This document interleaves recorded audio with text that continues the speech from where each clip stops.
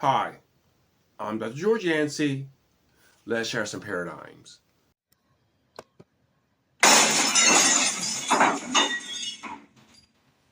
The paradigm I'll share today is losing the abortion debate. So let's go back.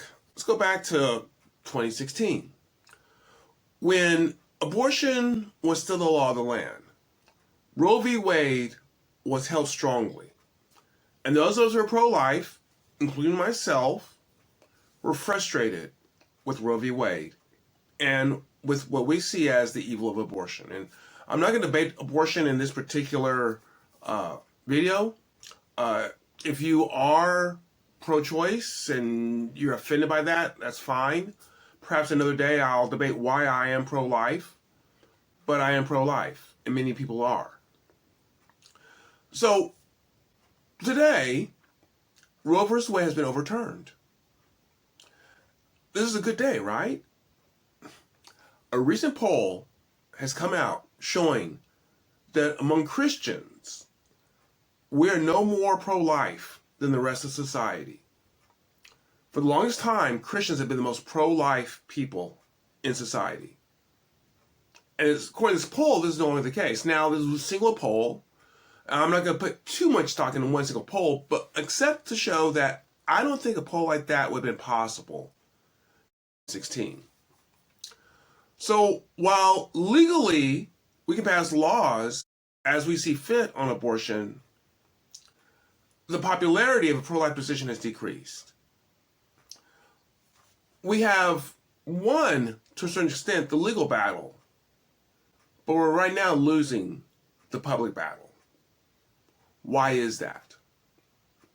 Well, there's a reason why I chose the year 2016, right? You probably figured out why I chose that year. That was the year Donald Trump was running for president. And Donald Trump, at that time, many pro-lifers, now I'm excluding myself because I was and continue to be a never Trumper. Many pro-lifers were suspicious of Trump, even those who eventually wound up voting for him. They were suspicious that he was saying he's pro-life right now to get the nomination, but when he was president, he was going to have a more pro-choice stance. There's a lot of reasons to have that suspicion. I felt that, for certainly, if he won the presidency, he would stab the pro-lifers in the back. The way Trump handled this was creating a list of Supreme Court justices who were fairly certain to overturn Roe versus Wade and say, I will pick my Supreme Court from that list.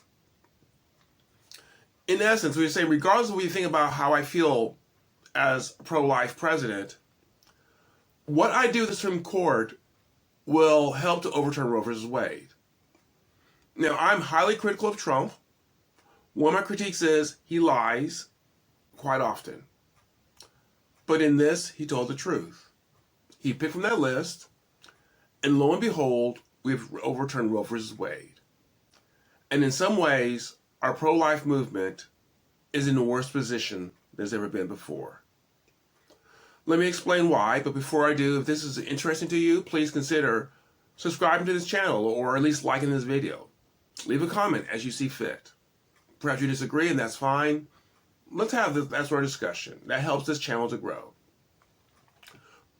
Trump delivered, and as someone who's critical of Trump, many of my Christian friends, when Roe versus Wade was overturned, were going, look at the good Trump has done.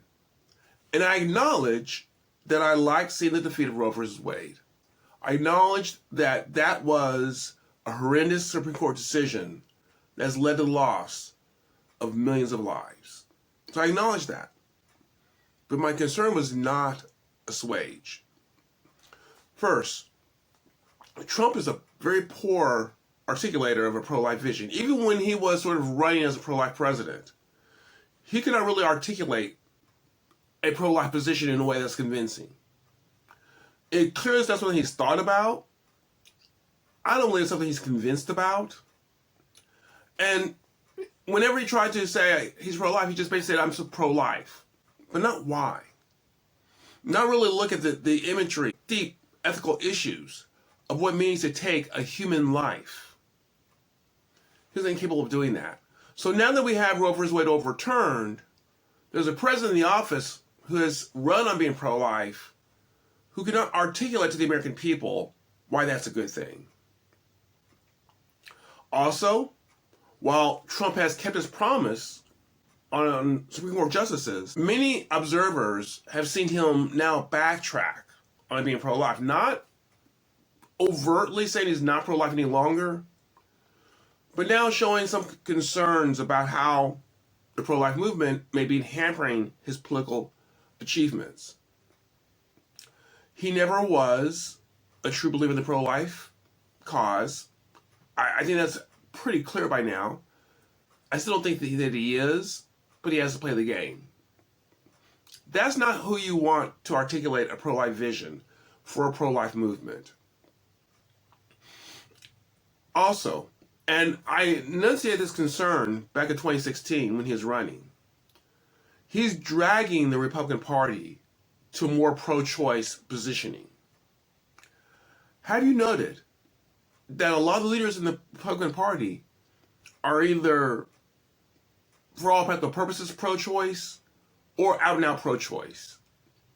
Some of the people who are in the media who've come to the fold for the Republican Party, people such as Megyn Kelly and Joe Rogan, are pro-choice.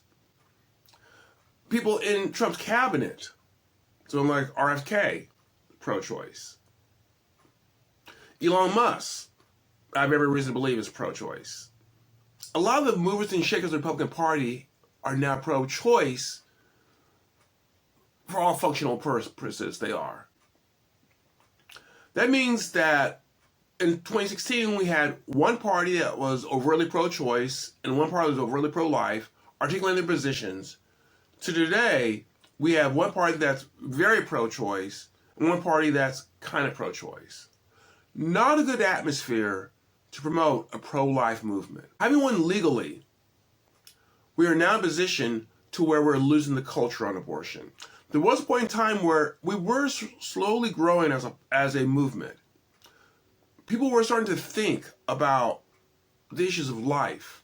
And you can actually see some growth in people who were pro-life.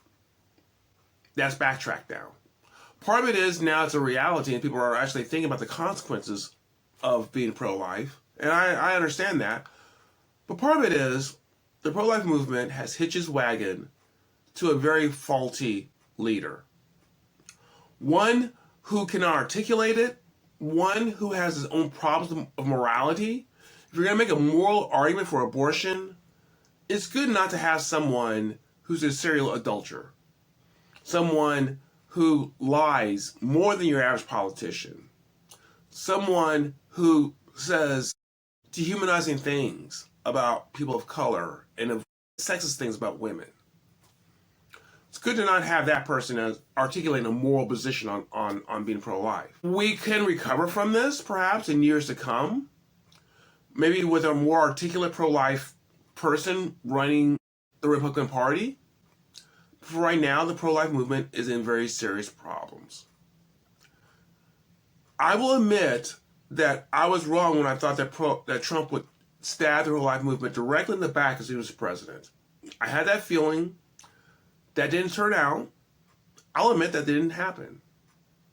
However, even with his Supreme Court nominations, Trump is proving to be a useful short-term solution, but a problematic long-term consequence. As we think about how we want to promote important issues such as abortion, we need to think more long-term strategy than the short-term of what we can get today. Well, I hope you enjoyed this, and please come back. We can shatter some more paradigm.